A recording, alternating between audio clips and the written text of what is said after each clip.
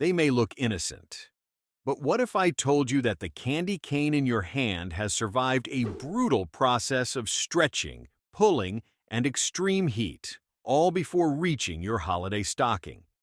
And here's the craziest part. Most people have no idea how fragile these sweet treats actually are until they break. So today, we're diving deep into the jaw-dropping process of how candy canes are made inside massive factories. Stick around, because at the end, we're revealing a surprising fact about candy canes that might just change the way you eat them forever. Let's start at the very beginning. Every candy cane begins as a bubbling, molten liquid heated to over 300 degrees Fahrenheit. In massive steel kettles, sugar, corn syrup, and water are boiled down into a thick, gooey syrup. At this point, it's a golden, sticky mass that could literally burn your skin off if you touched it.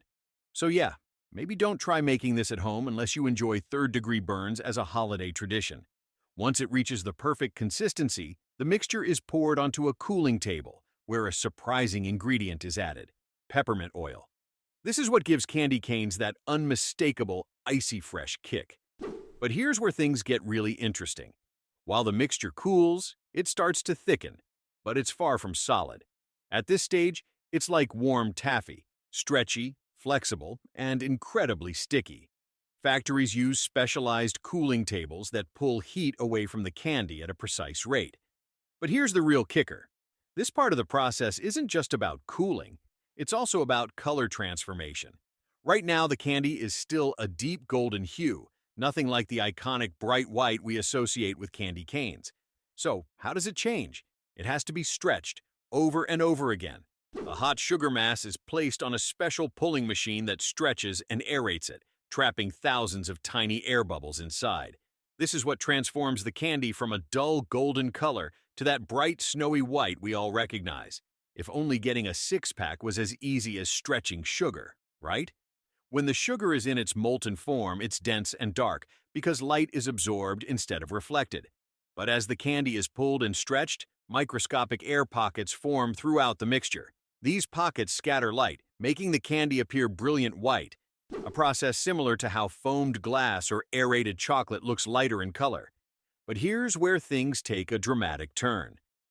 At this stage, the candy is still just a featureless white lump, completely unrecognizable as a candy cane. So, how do we get those perfect red stripes?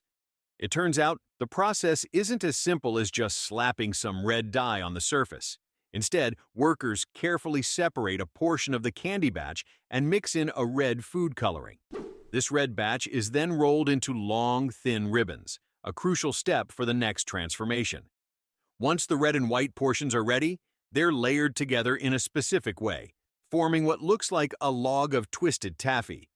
But the real magic happens when this log is stretched into a super thin rope, without losing the delicate swirl pattern. To make this happen, factory machines pull, roll, and twist the candy into longer and thinner ropes, shrinking them down while keeping the iconic spiral effect intact. If the twisting process is off by even a fraction of a degree, the entire batch can end up looking like a messy smear instead of neat, crisp stripes. Imagine decorating a cake while riding a roller coaster. That's about how delicate this process is. Now comes the real challenge: shaping the candy cane before it hardens. Factories use high-speed cutting machines to slice the long candy ropes into precise pieces, ensuring that each one is identical in length. But the moment the candy is cut, the clock starts ticking. It's like trying to bend a glow stick before it snaps. Only these glow sticks taste like peppermint and shatter like glass. To get that famous cane shape, the candy must be bent at exactly the right moment, when it's still warm enough to flex, but not so hot that it droops and loses form. And guess what? Even with modern automation, this step is still one of the hardest parts of candy cane production. Some factories use mechanical arms to gently curve each piece, ensuring a perfect, uniform shape. But in many cases, workers still shape them by hand, a high-pressure job that requires speed and precision.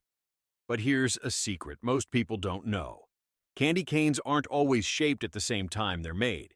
That's right, many manufacturers produce straight peppermint sticks first, then reheat and bend them later. This allows companies to mass-produce large batches, store them longer, and shape them only when needed. But this leads to a surprising problem. If a candy cane is reheated too much, it loses its signature crunch and becomes slightly chewy instead. Ever had a candy cane that didn't break cleanly? That's because it was probably reshaped after production. So if you ever feel like your candy cane is betraying you, now you know why. Now that the shaping is done, the candy canes must cool completely before they're ready for packaging. This is where another unexpected challenge comes in: humidity. You'd think that once the candy canes are shaped, the hard work is over, but even the slightest moisture in the air can cause them to become sticky, dull, or even melt together inside the package. To prevent this, factories use climate-controlled cooling tunnels, long conveyor belts that gently transport the candy through precisely maintained temperatures and humidity levels. This ensures that each candy cane hardens without cracks, cloudiness, or defects. But here's the real shocker. Even after all this, the candy canes still aren't ready to hit store shelves. Why? Because most of them are stored for months before ever being sold. That's right, most candy canes aren't made fresh for the holidays. They're manufactured months in advance, stored in massive warehouses, and then shipped out just before the holiday season. This means the candy cane you're eating right now might have been made 6 months ago, or even longer. So, now that you know the truth, will you ever look at candy canes the same way again? Let me know in the comments. See you in the next one.